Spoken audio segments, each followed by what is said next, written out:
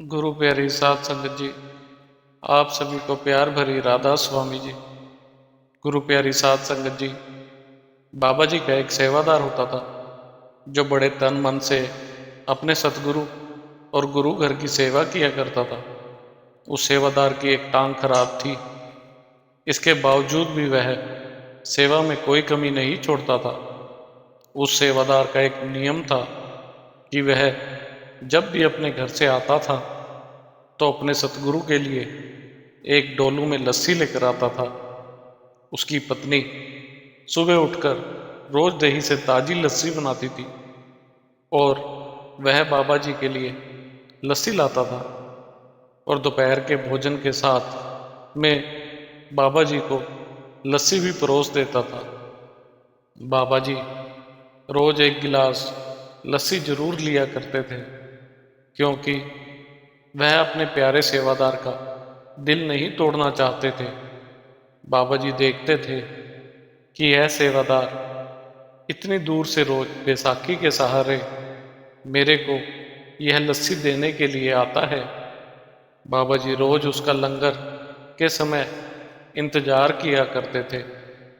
ऐसे ही एक दिन जब वह सेवादार लस्सी का डोलू लेकर गुरु घर की तरफ जा रहा था, तभी उसको गांव के सरपंच ने रोक लिया और पूछा कि भाई, तू हर रोज इस बर्तन में क्या लेकर जाता है? तू उसे ठीक से चला नहीं जाता, फिर भी तू लंगड़ी टांग से रोज यहाँ पर जाता है। तो उस भाई ने सरपंच को बताया कि मैं अपने बाबा जी महाराज के लिए इस डोलू में लस्सी लेकर जाता हूँ। उनको हमारी लस्सी बहुत पसंद है और जब तक मेरे तन में जान है तब तक इस लस्सी को रोज वहां तक पहुंचाऊंगा। उसकी यह बात सुनकर सरपंच हंसने लग जाता है। अगर तू अपने बाबा जी का इतना ख्याल रखता है तो उन्होंने यह तेरी टांग ठीक क्यों नहीं की? अगर तेरा गुरु इतना शक्तिशाली है और तुम उसे भगवान समझते हो, तो वह क्यों तुझे इस दुख भरी जिंदगी में देखकर भी तुझ पर अपनी दया मेहर की कृपा नहीं करते? आखिर तुझे उसने दिया ही क्या है? तो वह सेवादार भाई कहने लगा कि मेरे सतगुरु ने मुझे अपनी सेवा का मौका दिया है। मेरे लिए तो यही सब कुछ है।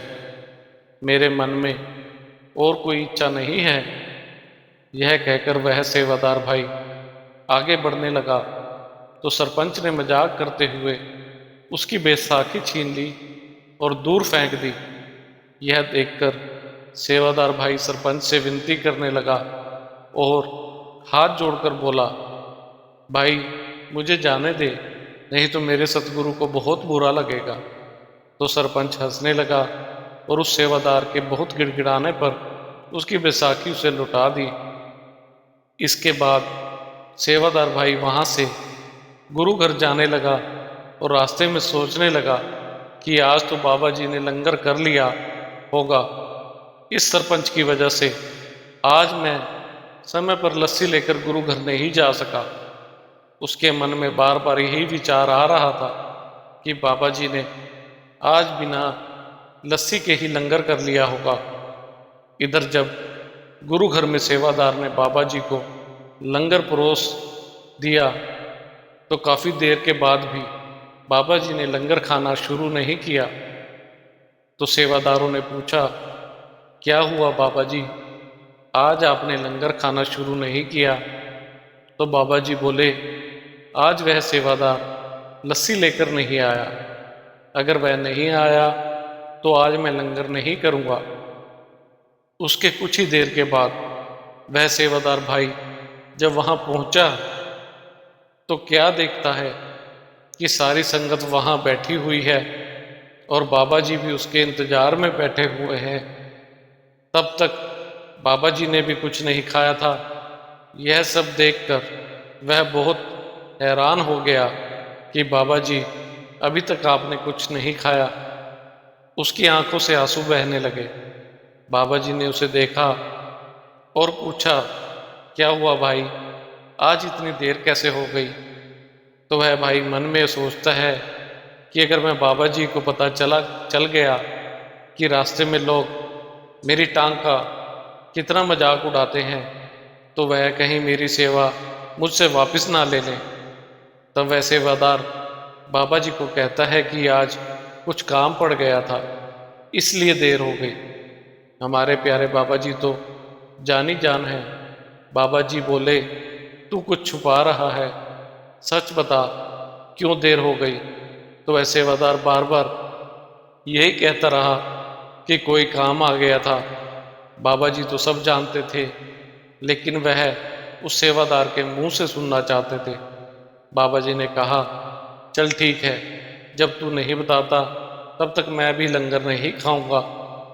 यह सुनकर उस सेवादार की आंखों से आंसू बहने लगे और हाथ जोड़कर बोला, बाबा जी, आज रास्ते में आते हुए सरपंच ने मेरी बैसाखी छीन ली और मेरा मजाक उड़ाने लगा कि तेरा गुरु इतना ही सक्षम नहीं कि तेरी टांग ठीक कर दे।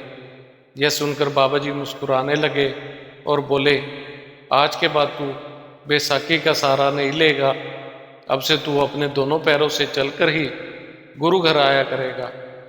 बाबा जी ने उसे कहा, तू गांव में रहने वाले फकीर के पास जा, जिसका नाम हुसैन है। तुम उसके पास जाओ और उसको जाकर बोलो कि मेरी टांग ठीक कर दो। वह तुम्हारी टांग ठीक कर देगा। जिस फकीर की बाबा जी ने बात की थी, वह फकीर उसी गांव में रहता था और बाबा जी के हुक्म में रहकर ही भजन बंदगी करता था। लेकिन वह सबसे अलग रहता था। वह किसी से बोलता चालता नहीं था। वह स्वभाव से भी रूखा था। उसके पास जाने वाले लोगों से वह ठीक से बात भी नहीं करता था। वह सिर्फ अपनी भजन बंदगी में ही लगा रहता था। तो बाबा जी की बात मानकर वह सेवादार भाई उस फकीर के पास गया। फकीर ने बड़े ही रूखे से पूछा, यहाँ क्यों आया है? तुझे किससे मिलना है?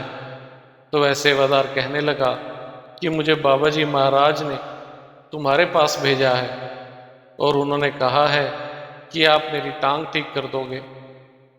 तो यह सुनकर फकीर और भी गुस्से में बोला, क्या मैं यहाँ पर लोगों की टांगें ठीक करने के लिए बैठा हूँ?